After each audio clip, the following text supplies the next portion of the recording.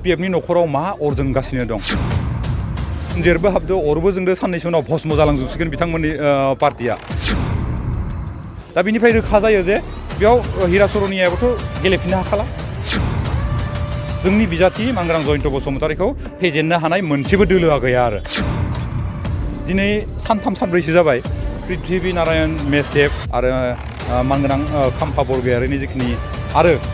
चिरां district BPF Kokrajhar district BPF Prahlad बिथांमोननि जिखिनि स्टेटमेन्टखौ नायोबा नुगोन जे BPFनि न'खराव मा अर जोंगासिनो दं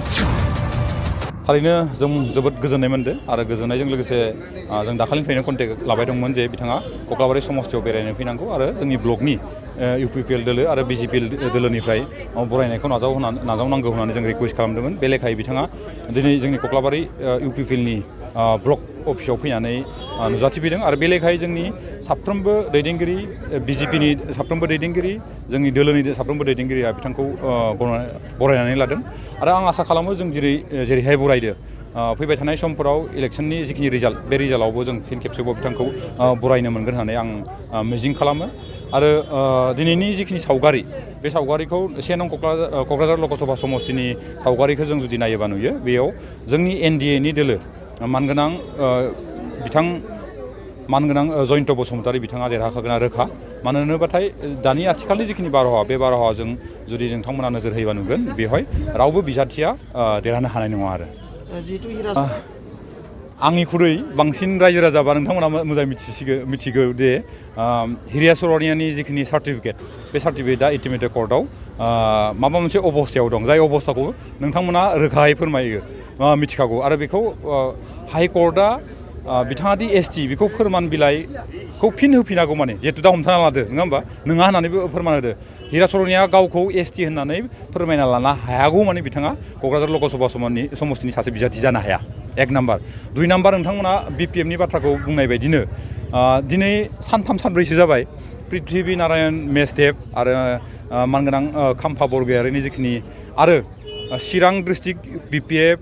क'क्राझार डिस्ट्रिक्ट BPF मानगोनां प्रहलाद बिथांमोननि जिखिनि स्टेटमेन्टखौ नायोबा नुगोन जे BPFनि न'खराव मा अर जोंगासिनो दं गुनजेरबो हाबदो अरबो जोंदो साननैसो उनाव भस्म जालांजोबसिगोन बिथांमोननि पार्टिया दा बिनिफ्राय रोखा जायो जे बेयाव हिरा सरनियाबोथ' गेलेफिननो हाखाला फारसेथिं BPFनि जिखिनि बिजाथि होनाय बे बिजाथिनायाव नोंथांमोना बुंनाय बायदिनो जेरैहाय गुनजेर हरदो बे गुनजेर हरनानैनो BPFआ लासैनो गोमालांसिगोन दा बिदि अबस्थायाव 1 नं क'क्राझार लकसभा समस्तियाव जोंनि NDAनि बिजाथि मानगोनां जयन्त बसुमतारीखौ फेजेननो हानाय रावबो बिजाथियानो गैया आरो रावबो दोलोआनो गैया कक्लाबारि समस्तियाव थांनाय आंनि बाइ इलेक्सनाव जोङो BJP GSP आरो UPPL जमा लोगो नांनायाव 3-2-5-1-7 32,517 जों भट मोन्दोंमोन आं आसा खालामो देग्लाय बोसोराव जिहेतु BJPआबो देग्लाय जोंजोंनो दं आरो बांसिन जोंनि बारहावाफोरा मोजां जादों मानगोनां हिमन्त बिश्व शर्मा मानगोनां प्रमद बर' बिथांमोननि जिखिनि आसनिफोर बे आसनिफ्रा एखेबारे गामियाव दुखिया न'खरनियाव नैबे आसनिफ्रा सौहैनो हादों दा ओंखायनो आं आसा खालामो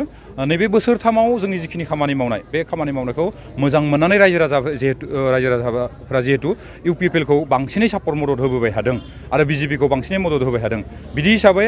आंनि भट मोननायनिख्रुइबो देग्लाय बोसोराव मानगोनां जयन्त बसुमतारीया बांसिन मोनगोन होननानै आं सानो आरो बे लेखायैनो नैबे कक्लाबारि समस्तियाव बा 1 नं क'क्राझार समस्तियाव लकसभा समस्तियाव जोंनि बिजाथि मानगोनां जयन्त बसुमतारीखौ फेजेननो हानाय मोनसेबो दोलोआ गैया आरो